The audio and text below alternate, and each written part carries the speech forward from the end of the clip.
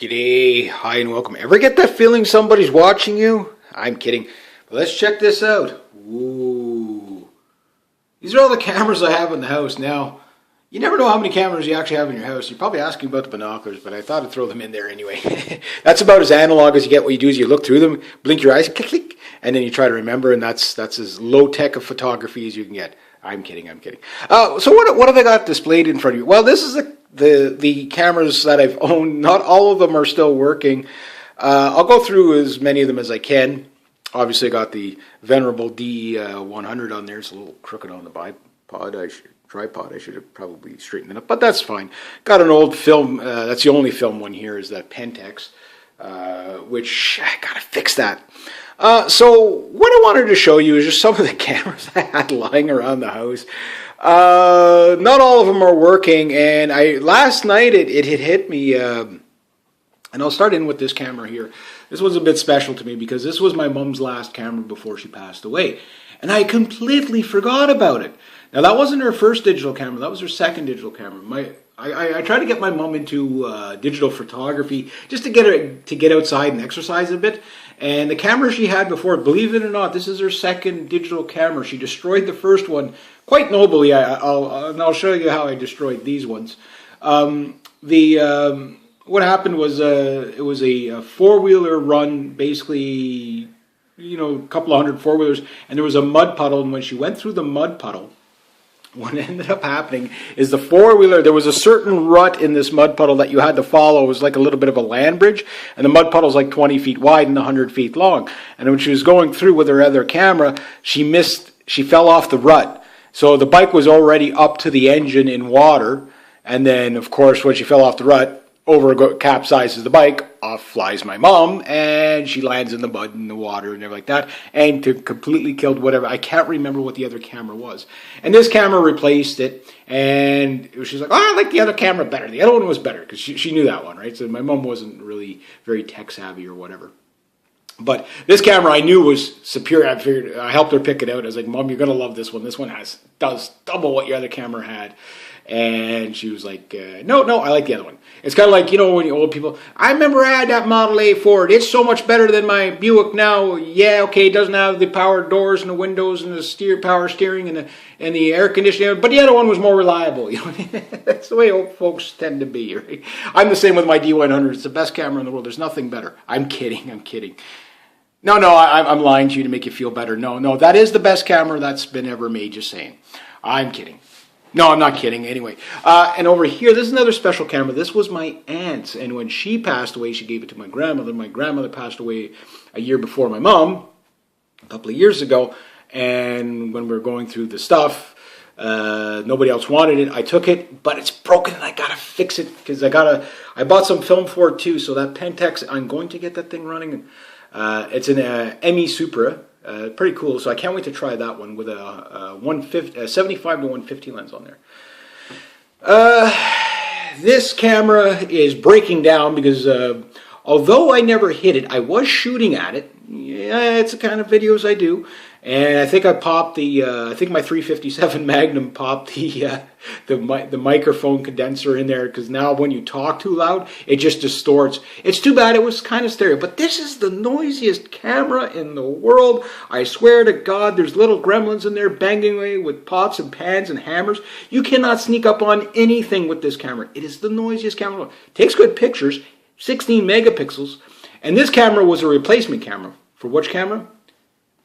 This camera. This camera is a Nikon Coolpix P300. This is the Nikon S9200. This is supposed to be the upgrade to this.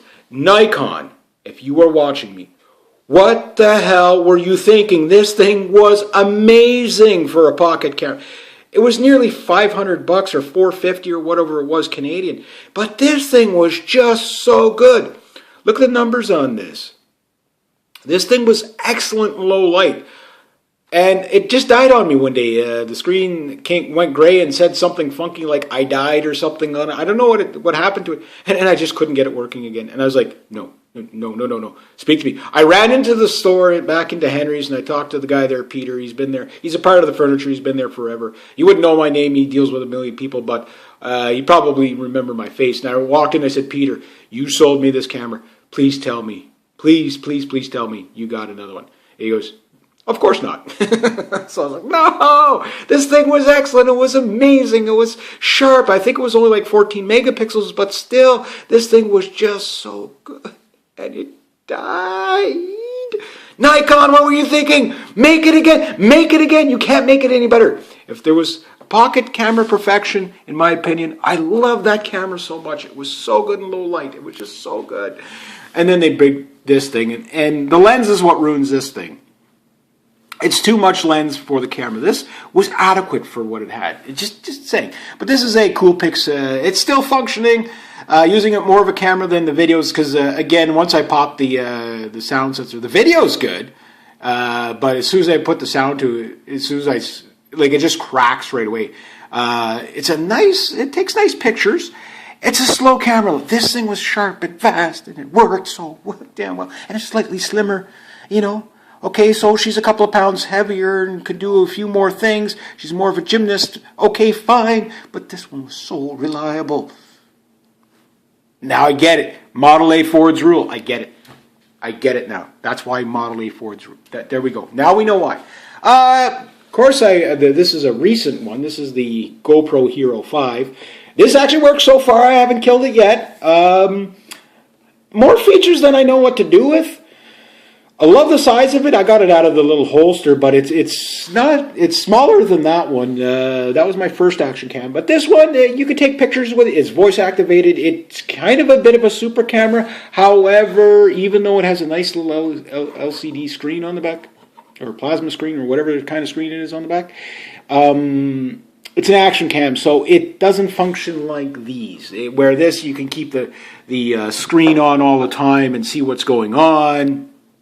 And of course, because you can't see what's going on, you don't know if you're in frame or not. But if you mount it to something that's moving really fast or really cool, like my head cam, which I drive around with, my chest rig, which I went skiing with, I've got all kinds of rigs for that. And my channel subscribers really bought this for me, to be all honest with you, with the donations. And guys, thank you so much. Yes, you're going to see much more.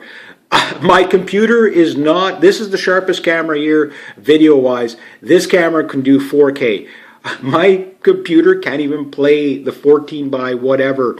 It's just like, it takes me, it's like 3 gigs for 5-minute video. It's a huge, huge, huge thing. And you can only do like 10-minute, 11-minute segments, it seems.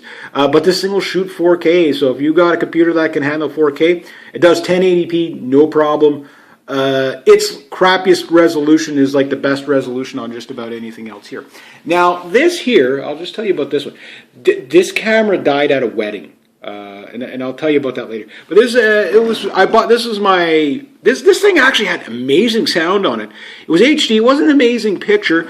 It did 1080p digital camcorder, and this again is the HP V506U. And I got it upside down.